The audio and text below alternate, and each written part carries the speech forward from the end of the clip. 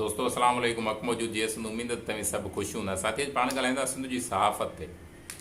सहाफ़त ख़ुदि पाण इल्मु आहे, डिग्रियूं थींदियूं आहिनि हिन जूं। सहाफ़त जा पंहिंजा ॾांव पंहिंजा रुख थींदा आहिनि। असां वटि अक्सर सिंध में ॿिनि क़िस्मनि जी सहाफ़त थींदी आहे, थी पई। हिकिड़ो त उहे सहाफ़ी रहिया आहिनि सिंध में जेके जॾहिं बि सिंध मथां ॾुखिया वक़्त आया आहिनि त हिमालय वांगुरु उन धरतीअ जी हिफ़ाज़त लाइ आॾो बीठा आहिनि, कालमनि जी सूरत में, अख़बारनि जी सूरत में, एतिजाजनि जी सूरत में। जेके बि हुननि ॾांव रुख रहिया आहिनि उन अंदाज़ में उन्हनि वेड़ जंग पंहिंजी कई आहे ऐं भलो महाज़ आहे, करणु खपे। पर अक्सर वरी ॿिए पासो हिकिड़ो हे बि आहे, अंदरूनी इलाइक़नि में जेका सहाफ़त थिए थी न, हर शहर में 2 खां 3 प्रेस क्लब मौजूदु आहिनि। वेब चैनलनि जा, ॿियनि जा, 3 जा, अख़बारुनि जा, अलाए केतिरियूं अख़बारूं आहिनि। 20 खां 30 माण्हू तव्हांखे हिकु प्रेस क्लब 9, 10, 15 ताईं तव्हांखे माण्हू मिलंदा। पुछंदे केरु आहे? सहाफ़ी आहे। कमु सूबेदारी ॿध छोड़ में हिसोपति, मंशात फ़रोशनि सां हिसोपति, पिड़ियुनि तो चंदे वठण में हिसोपति, जेके बि बुरा अमल थियनि उन्हनि सभिनि में भाङे परिवार। सभु भल न हुजनि, 5-7 भल, 5-7 हूंदा ज़रूरु। वॾेरनि जा कमदार, मुंशी, बॉडीगार्ड, टाउन कमेटी मां ॿारनि जी पघारूं खणंदड़, मास्तर, इहे असां वटि सहाफ़ी हूंदा आहिनि। जंहिंजे बि ख़िलाफ़ु शहरनि में, जंहिं बि शहर में जंहिंजे बि ख़िलाफ़ु ख़बर लॻे त पक सम्झो त इन अख़बार वारो रिपोर्टर फलाणे साईं सां कंहिं कमु अथसि उन ते कावड़ियो आहे। दुरुस्त अंदाज़ में सहाफ़त जी ज़रूरत आहे सिंध में, पर इहा बि बहितर आहे। घणनि जॻहुनि ते जेके बि असां वटि सिंध में अक्सर सहाफ़ी आहिनि न, उहे 99-80% खां मथे सियासी पार्टियुनि जा पाण मेंबर हूंदा आहिनि। उको थुको को ईअं हूंदो।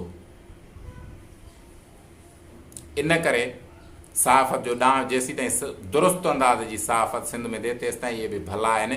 पर जेके उन्हनि में ग़लतियूं आहिनि उन्हनि खे गौर करण जी ज़रूरत आहे, उन्हनि ग़लतियुनि खे दुरुस्त करण जी ज़रूरत आहे।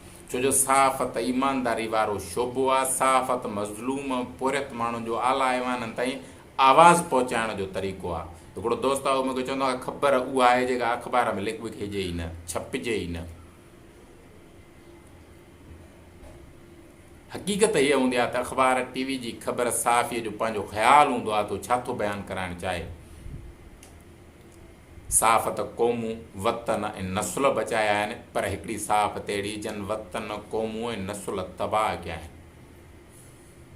बलोचिस्तान जे तबाही जो वॾे में वॾो कारण इहो आहे जो उते दांह ॿुधाइण वारो को बि कोन्हे। सिंध मथां इहा हिकिड़े क़िस्म जी भली ऐं चवंदा आहिनि नेमत आहे जो हेतिरा तारा टीवी चैनल ऐं अख़बारूं आहिनि। माण्हुनि जी थोरी घणी तकलीफ़ घणनि माण्हुनि ताईं पहुचाइण जो हिकिड़ो ज़बरदस्त क़िस्म जो तरीक़ो आहे, बहितर आहे, हुअणु खपे। 5 जेके ग़लतियूं आहिनि उनमें उन्हनि खे दुरुस्त करण जी ज़रूरत आहे। तनक़ीद सभिनि ते हूंदी आहे। तनक़ीद खां वांदो हिन दुनिया में को बि माण्हू न हूंदो आहे। उन जेकॾहिं उहे ग़लतियूं पंहिंजो पाण में अथसि त क़बूल करे उन्हनि खे दुरुस्त करण जी कोशिशि करे।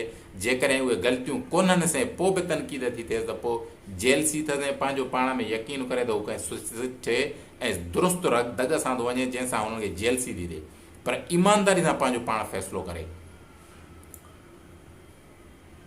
प्रेस क्लबनि में जेके नौजवान वेठा आहिनि, ख़ुदि उन्हनि मथां, पाण मथां ज़िम्मेवारी आहे त तव्हीं उन्हनि शहरनि जी नुमाइंदगी कंदड़ आहियो। उन्हनि शहरनि जी तकलीफ़ूं, दर्द ॿियनि माण्हुनि ऐं उन्हनि आला ऐवाननि ताईं पहुचाइण जो रस्तो ऐं तरीक़ो आहियो।